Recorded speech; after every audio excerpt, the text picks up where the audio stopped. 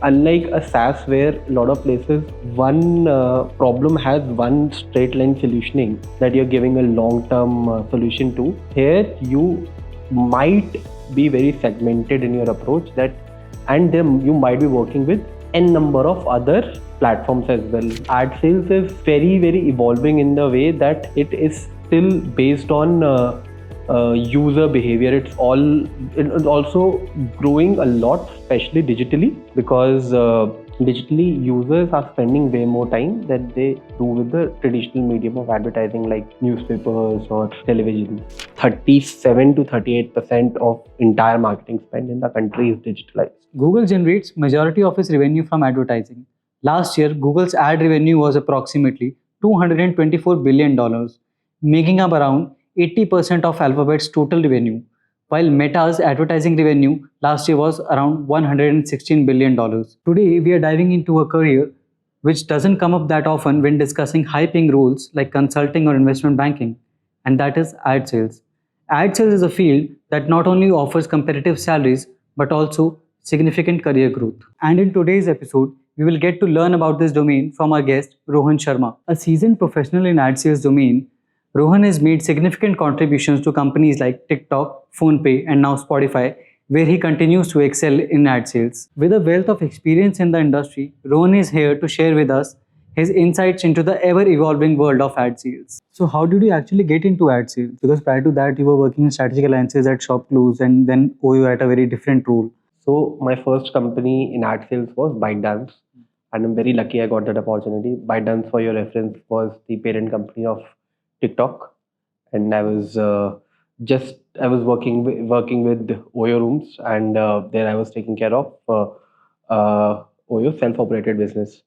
From that perspective, COVID, the early signs of COVID was already coming across. Like, and it's like, again, since you already have a very good perspective of things, you know that it's gonna hit hospitality. And then like, hey, I want to go to a place which is going to be more safe from this thing, because you don't know how long the COVID is going to last. Somebody said 3 years, somebody says 5 years, all the history and whatnot. And it was just at a very nascent stage. It was literally end of 2019, early 2020. It was like first time there was indication, especially in the international news, that hey, something kind of spreading. India hardly had a case. India did not have a case back then. And I'm like, hey, now priority change. OYO is definitely going to get hit. Very sure of this. And second, I know that hey, I want to get into, first priority is getting into an organization or a business which is safer from something like COVID. And second preference was that hey, it should be compensation friendly as well, right? So that's where I applied. Actually, one important thing Dr. Bala also used to say, your network is your net worth. So actually, one of my colleague from the times of ShopClues have gone into TikTok. Okay. That person referred me, and I went for the interview. I had like a couple of interviews there, but again, it was equal amount of challenging and fascinating to interview for something like this. That hey, what I'm trying to understand is how was your transition like? Because you have literally no experience in ad sales prior to that, right? Yeah. And when I'm asking this on behalf of a lot of people that are watching us, how do you appear for an interview for which you have literally very less or no experience of? Okay. And how do you actually crack it? Okay. So like it goes as basic as going and reading the JD, and like then using something like a network and figuring, like the first thing is, hey, am I able to figure out somebody who's actually doing the same job? And then asking for help, that hey, can you explain how it works? In my case, network helped. Right. My ex-colleague was already at TikTok. He was able to explain me a basic stuff.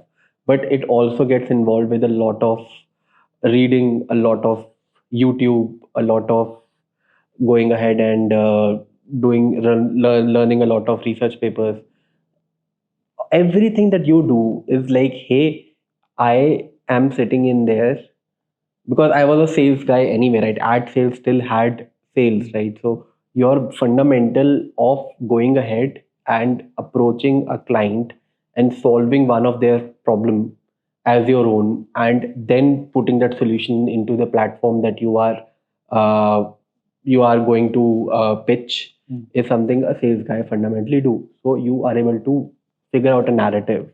A narrative would also have a very elaborate way of, hey, this is what you want to target with your client. This is your proposition to your client. In our case, since we are doing digital ad sales, it is a brand who is trying to approach a lot of their clients on digitally. So, hey, how can I solve this? Right? I can figure out like what kind of people are you going to go and target. What is the narrative that you want to put? And what is the memory that you leave with your prospective customer, the customer of your client, that help them improve their eventual sales number, their eventual awareness numbers, their eventual goodwill in the market, anything that the client target is. Like they were able to put that narrative in picture that, hey, this is the pitch, this is my platform, and this is how I can marry this solution that makes sense, right? And then you go ahead and do enough research to make your narrative more strong, and then you practice it enough that, hey, this is what makes sense. There's another part of doing it is also understanding how the leadership looks like, how the entire market looks like, what are the other options the other person would have, where you have strength with against some other option, or some place where you have a weakness, which what is that your solution that you're able to figure out. So you are thinking like an active person while you are, again, like going and collating all the information given and making a viable case, right? So that was the very basic I was able to do for my interview, right? So I approached it from the perspective of a solution based approach, and then used all the information from different sources to make a narrative that I feel is going to be convincing enough for the interviewer to hire me. And then something that's very, very prominent, I think that's a recommendation that you should always be focused on while you are giving an interview, is that you should always be curious and be very, very open to learning, right? There are a lot of people who's like, hey, I know everything. The moment you go with I know everything approach, you might never come across as a good candidate, even if you know everything, right? The other person is also is also a human, right? They also want to say that, hey, I also know some things, I've been in the market. So you might know everything, but my solutions might be different, right? Or my approach might be different, or my constraints might not let me leverage the solution that you are expecting me to do. So until you give a very learning based and a very approach that makes you That look makes like you a look person flexible, right? makes you look ready to learn and adapt. Right. If you are not able to give that as your personality trait, you will struggle to get hired. No matter how much Yeah. how much knowledge no you have. no matter where you are, right? You might show a lot of different things, but trainability itself is a very, very good part that you should imbibe and also showcase in interviews, right? So And was it the first time that you appeared for an ad sales interview? yes, for the first Okay, time. and you cracked it. Yeah, able to crack it. I was lucky Nice. enough in that case. Nice, nice. Yeah. And how is ad sales different from other enterprise sales? Let's say if I were to take an example of SaaS sales, so that is again enterprise sales, right? But how is ad sales different from that? So it's similar and different in lot of perspective. It's similar in the approach that it's going ahead and solving for a problem with the client, where there is a very focused approach.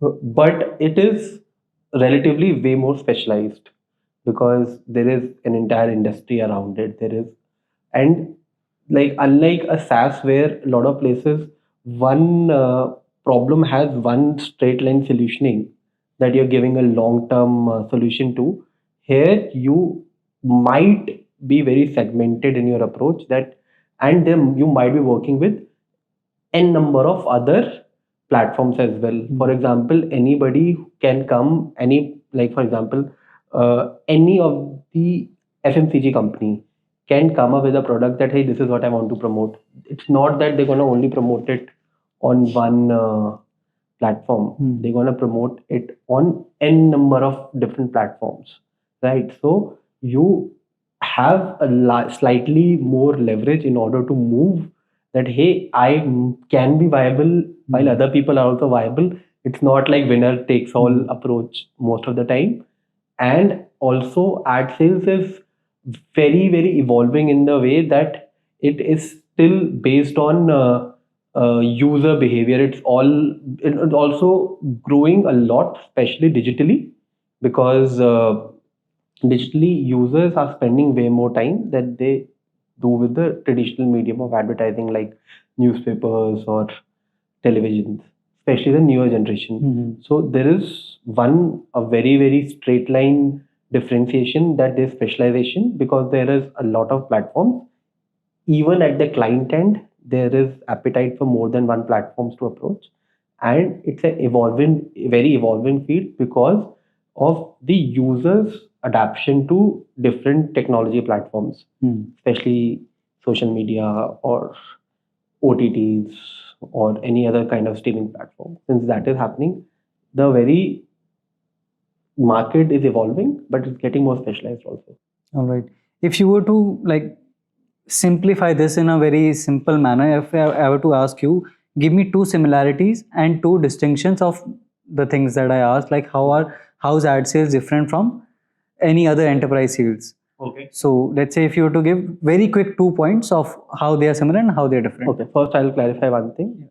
It's definitely a subset of enterprise sales. You're still doing a B2B solutioning, right? The two similarities: one, again, you're doing the B2B answering, and you are going ahead and doing a problem solving for a client who have a certain budget and wants a certain of their problem solved, right? And again, one important part, it's advertising. So advertising itself is marketing based.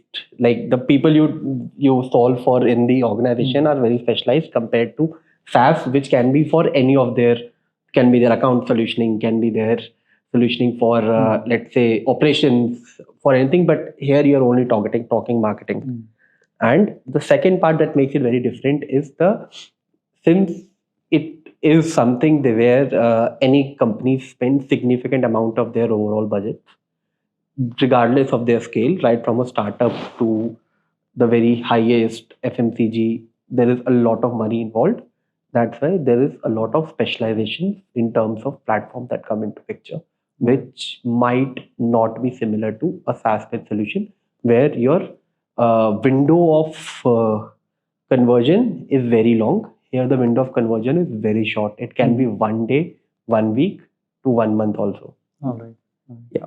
And you worked in an ad sales role in Digital ad sales. Yeah, you have worked in a digital ad sales roles in 3 different categories of company, or probably we can say 3 different industries. Yeah. So, can you tell us how is each one of them different from the other?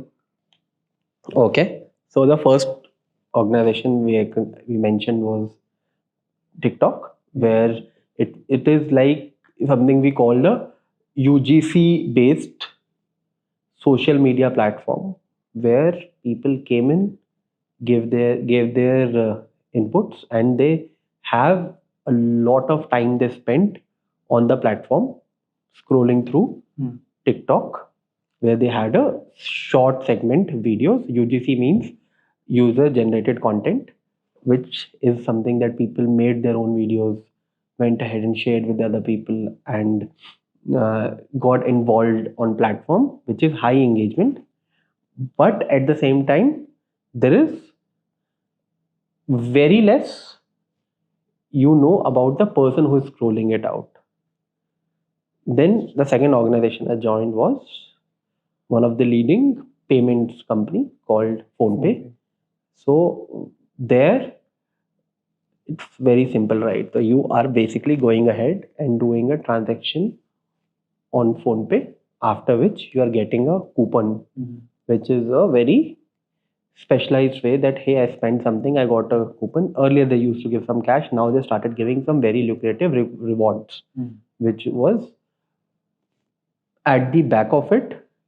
Uh, got partnered, and it was basically we were helping a lot of brands acquire new customers, and with the understanding of hey, Himanshu goes to a restaurant and do a lot of transactions, becomes an amazing candidate for any QSR or a quick service restaurant to approach you for trying their cuisine, right? And that kind of customer probably might get a coupon for Subway or any other brand that's trying to promote. Okay, that's So how it your works. specialization in terms of understanding the user spend behavior improves, but which is different from what you used to do at TikTok, Right. where you were still very generically involved in what videos I am looking at, and that's it, right? You don't know where you're spending, how much money do you have, and whatnot. And then the newest one comes as Spotify, where you are way more involved because you're listening to a lot of music, right? And how music plays a very important role is it improves your attention span, right? And you can do it when you're doing anything and everything, right? Something you were screen first, other time you were doing it at the minimum duration of time. Here you are involved, right? Anytime you think, hey, I am doing something extremely repetitive, I'll rather put on music, or I'll rather start like doing it like when I'm driving, I'm working out, I'm cooking, I'm doing anything that's repetitive. Even if I'm working, if the thing's very repetitive, I'll start putting the music because my attention, it makes me concentrate better, and because the work that I require, it doesn't let me get bored so easy. So that behavior changes are prominent in terms of how user behaves with the certain app. Yeah, that's a major difference. But what is that one common thing that you believe there was in all three jobs? See, matlab, it's all. What's the most common thing about it is like this is the new age behavior of the spending generation. Like, and you understand this, right? So, in India, you might say that hey, 1.4 billion people and world's largest country and whatnot. But when you think about it, there's a lot of difference. It's like India is there was actually a Bloom report. That report name was Indus Valley report. It actually very clearly bifurcated India into three parts, which says India 1, India 2, and Bharat. Where India 1 is your people who are like top 30 million, 3 crore families, total of 12 crore people, like 120 million people who have a per person annual income of 1.5 lakhs and above.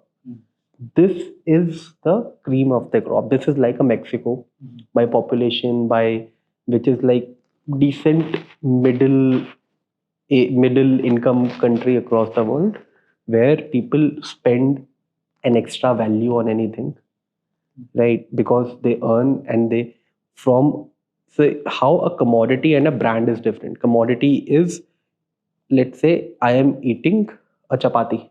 It's a commodity. It's the same, right? But I want to eat something with a certain brand in place, if because I have certain assurance of quality, I have certain assurance of taste or anything, and that's pertinent across. So a brand is someplace where you pay a premium over commodity to get an additional value, and this is that segment that actually pays for it. Then there is India too, which is another 60 million people. Sorry, another another 300 million people with 30 crore people, which earns about like 3 lakh rupees per annum. And these are the people who are very aspirational. These are the people who goes ahead and spends a lot of time watching OTTs. These are the people who are activated the most using UPI. but they are very, very value spenders who aspire to spend at the next level. And then there is Bharat or India 3, where there is next a billion people. They unfortunately don't have the right resources in terms of money to spend anywhere, right? They earn less than 85,000 rupees per annum. 85,000 rupees per annum. Okay. So these are the people who spend 40% of their income just in buying food, because that is so low that they don't have any money that they're able to spare and spend anywhere else. And how, and why I'm explaining this in long story, is the very idea that any of the three places where I worked, you want to target the first two segments, preferably the first India one segment of the people, because that is where the exact spending power lies. If you are a brand in India, where do you think you will focus to gain maximum revenue? Like the India one is such small population, it's less than 10% of the people, but spending 60% of India's GDP, Right. because that's where the money lies. That makes your market very, very small, right? In terms Relatively, of, yeah. it's still huge. It's still a Mexico. It's still like going to be a very large country, middle income country in the world. But in India, it's just one important segment that has the most of the money you want to go and target. So your primary market is India 1 and India 1 and India 2. India Like 1 and across India 2. three, we actually got different skewness. Like you can say PhonePe was very India 1 plus India 2. Spotify is prominently India 1. And TikTok was India 1, India 2, India 3. How's like what were the kind of ads that you were getting on TikTok that, but since you mentioned that the annual income of Bharat is 85,000 per annum. Correct. So what was the kind of ads that were, that was the kind of market that TikTok was catering to? All your FMCG, because 40% of their still share of wallet is FMCG. So anything that you think of, which is a fast moving consumer good, is something they will spend on. The basics, you don't expect them to be buying the next car or buying the next, let's say, smartphone. That's not going to happen. Okay. And everyone is using phones, so Yeah, that's the best way to reach. All right. the And behavior is so phone centric now. And now comes the most interesting part, which everyone was waiting for you for it to come. So, how is ad sales as a career is? I'll just break this down into three parts. How is ad sales as a career is? Secondly, how does the growth path looks like? And thirdly, what advice would you give to someone who is looking for a career in ad sales? How ad sale as a career is?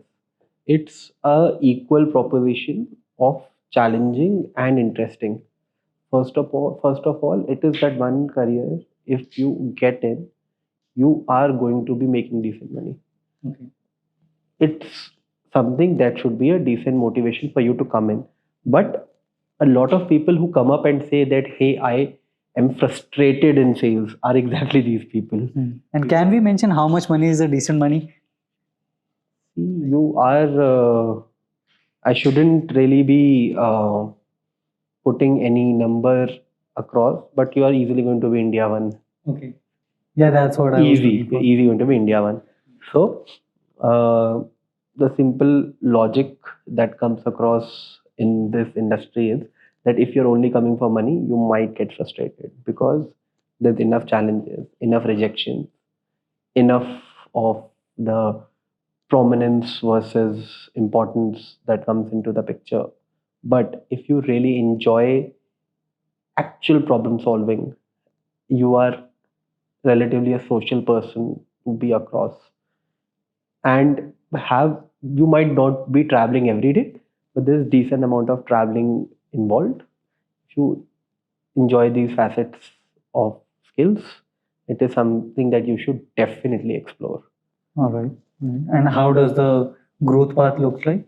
See, growth path is actually very, very interesting, and it has a lot of horizons to it, because when you are doing the very idea of how digital marketing is different from, let's say, TV marketing, how it used to be.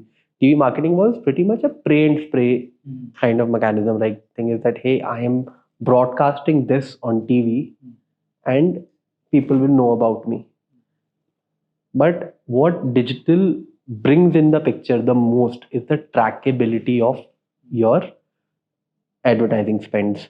I can pretty much go in the market, use any of the largest tools given by the Googles of the world and talk that, hey, I want to target this segment of people who are based in this location and exploring these kind of products or are interested in these kind of activities.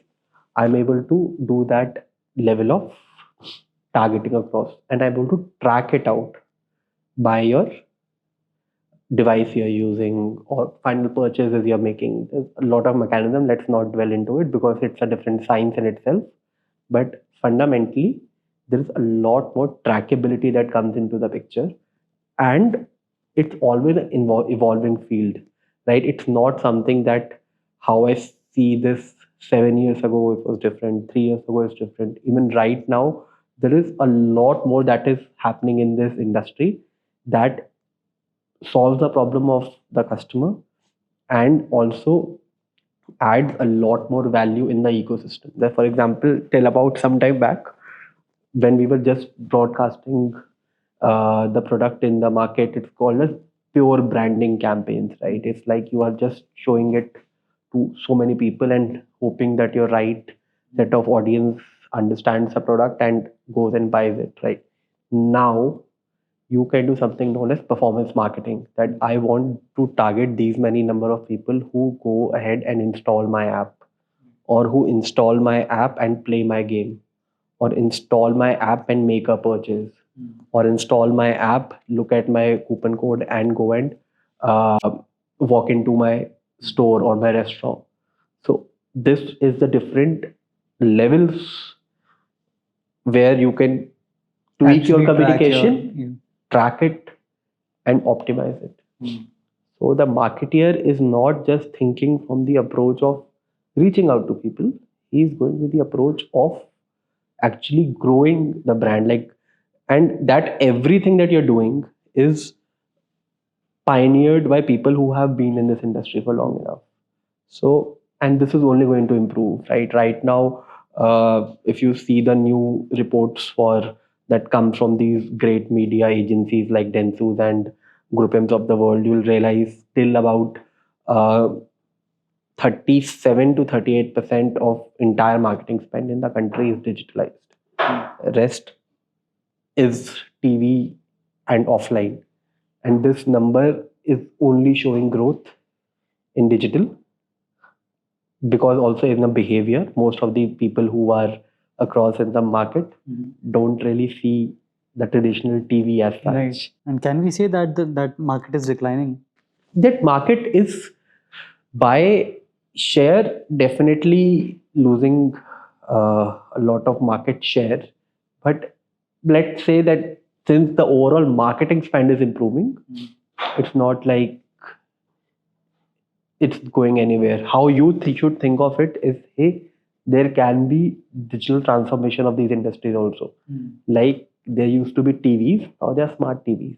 There is digitalization of TV as a platform that still opens up an opportunity, still opens up a digital ads opportunity. Because what you are solving, see, again, fundamentally, solutioning is not that I have your ad on the phone. Solutioning is as my client, the person who is the marketeer, is now able to reach different set of their customers, different part of their target group more accurately and drive their desired results. If I'm able to solve this problem with a better approach to TV, with a better approach to, let's say, an offline banners, there's a lot of growth. So it's always something that it gives you a lot of opportunity to growth in terms of both market being favorably growing for the industry, at the same time that very awareness of the people in the industry is improving. So you can always figure out a lot more prominence, and with digital just improving, there's a lot of digitalization you can see. Mhm. And since we are talking about careers or ad sales as a career, how much responsibility or accountability do you think is assumed from these people, since these are the people who are actually getting the revenue and like the direct revenue for the company, right? Because any other role that you see is very indirectly linked to the revenue coming into the company. So, how much responsibility or accountability do you think is assumed from these people? Very, very high. See, that is something that I think every single person, professional, should be very accountable. However, in sales, it's both accountable and quantifiable. Right? You can pretty much quantify your contributions because rest of the places you expect every professional to be very, very ownership driven. Every successful professional in their field is high ownership. In ad sales, this quantification which is also readily available. Like you can literally figure out, hey, this is your target, this is your revenue that you have made, This much of the revenue has been revenue brought we in by have bought this in the this company, person. right? And that's why it is also highly rewarding because you can also link it to their salaries and make sure they grow with the organization.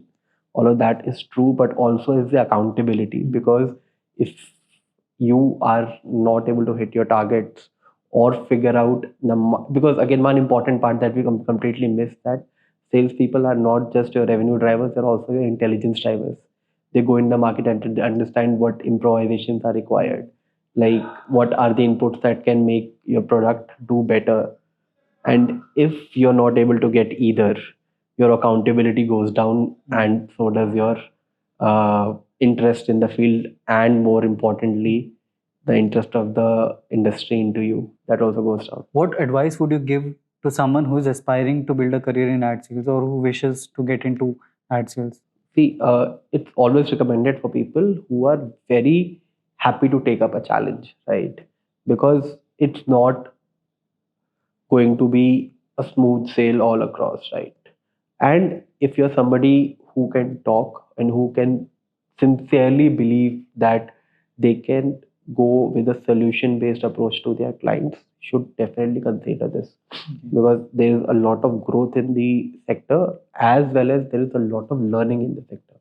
You will always have a lot of 360-degree learning that you come across because when you are working with so many different clients with different domains, you understand what is going on in different industries, what is going on in a certain industry, why is it growing, why is it degrowing, why are startups doing well, why are certain listed companies improving a certain part, because you are learning, you're always learning on the job, right?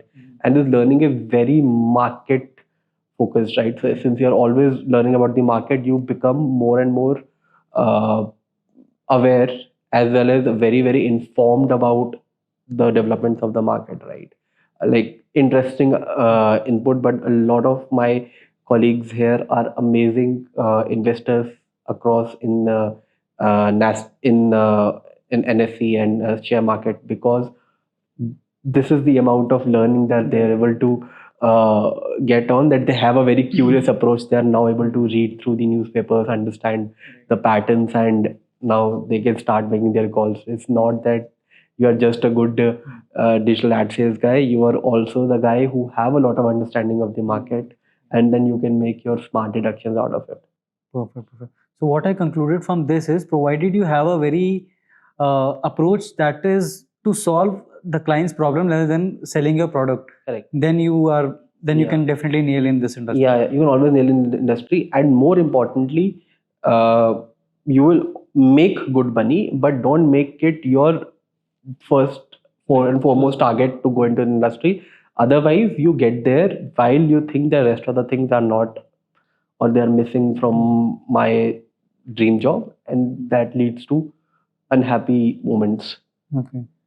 We talked a lot about the soft skills that are primarily needed to get into ad sales, but what are some hard skills that, if there are any, that you would like to mention that you should be good at these probably some softwares or some hard skills that you should know to get into ad sales and or to excel into ad sales? So I'll just say this, that fundamentally there's nothing known as B2B or B2C.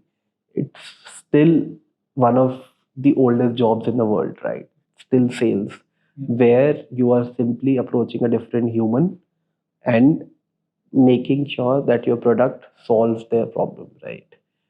There is identification involved. There is different kind of market approaches, honing your skills, honing your awareness is involved. But at a generic level, everything is more focused on your day-to-day learning in terms of what technologies are coming in the market, what are is happening in the market, what are going to be the trends in the market. All of that becomes very, very eccentric to you, but you don't really need to learn any different software before you're coming in. All there are a lot of good to have softwares that you can always learn, and it helps you slightly better. You learn eventually on the But you job. will learn it on the job anyway. It's a lot of on the job training focused role, so it's not something that requires a lot of like an accounting based or these kind of skills. And how are these roles evolving over time? Let's say if we talk about ad sales and management roles, how are these roles evolving? Like if we talk about, let's say, take an example, maybe probably you can take an example from like when you started into ad sales and now where you are. So how do you think this particular domain has evolved over time? So again, this domain is ever evolving, right from the approach, like till about 7 years, 8 years back when I recently just was just starting my career. Most of the time, it was still the advent of e-commerce. Right now, e-commerce is everywhere. The same way, like it was all the technologies. UPI was barely starting. Now it's something like 40% of India's transactions on a daily level is UPI right now. Like it was 2% digital payments till 2017, and we are sitting 7 years later talking about 40% of it. So there is high adoption, high changes. It's going to be very, very fast paced. So these are the changes that are always evolving, and you don't even realize it on a day to day level. That hey, like 10 years ago, I was basically listening to a radio, carrying certain amount of cash in my pocket, or only watching TV for entertainment, right? Now none of that is there, right? Which amongst these three jobs did you learn the most from? I think I have no way to go and put this into any sort of order, because from my very starting into a certain job versus me being in a certain job which had a very different domain and learning, versus the job I am in now, which has its own challenges as well its own benefits. There is no way to put them into any order. All of them are extremely pertinent in their own way. All right, Rohan, I think that was very insightful of a conversation, and probably a lot of people must have learned a lot about what a career in ad sales looks like and should they go for it, should they not. And I think this was awesome having a conversation with you. And yeah, thanks a lot. Thanks, Thank you thanks, so much. Himanshu. Very nice meeting you. Yeah, likewise.